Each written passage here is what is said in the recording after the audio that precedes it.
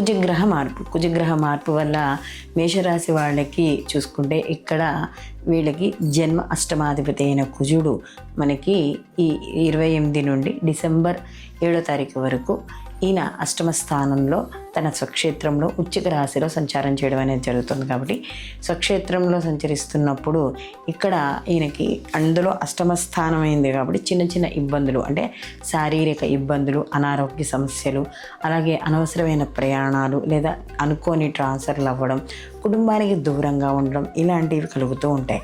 అలాగే కాస్త ధనం కూడా వ్యయం ఎక్కువగా ఖర్చు అవుతూ ఉంటుంది.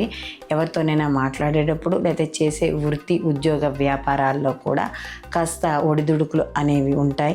పై అధికారుల వల్ల మాట పట్టింపులు ఇలాంటివి చిన్న చిన్న సమస్యలు లేదా అనవసరమైన గొడవలు అనేవి ఉండడం అనేది జరుగుతుంది. కాబట్టి ఈ యొక్క కుజుడు తన స్వక్షేత్రంలో సంచరిస్తున్నా కూడా ఇక్కడ అష్టమ స్థానం అయ్యింది కాబట్టి మేషరాశి వాడికి ఈ సమయంలో కొన్ని జాగ్రత్తలు అనేవి తీసుకోవాలి.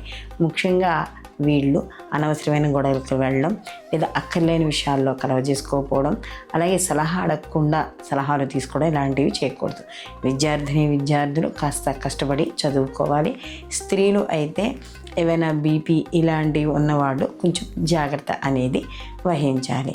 ఈ రాశి వాళ్ళు ఈ సమయంలో అంటే కుజుడు ఏదైతే ఈ సమయంలో ఇంచుమించు ఒక మనకి 48 రోజులు ఏదైతే సంచారం ఉందో ఈ సంచారంలో వీళ్ళు ఎక్కువగా సుబ్రహ్మణ్య ఆరాధన చేసుకోవడం ద్వారా వీళ్ళకి ఈ కుజుడి నుంచి వచ్చే వ్యతిరేక తీవ్రత ఏదైతే ఉందో అది తగ్గుముఖం పట్టడం అనేది జరుగుతుంది.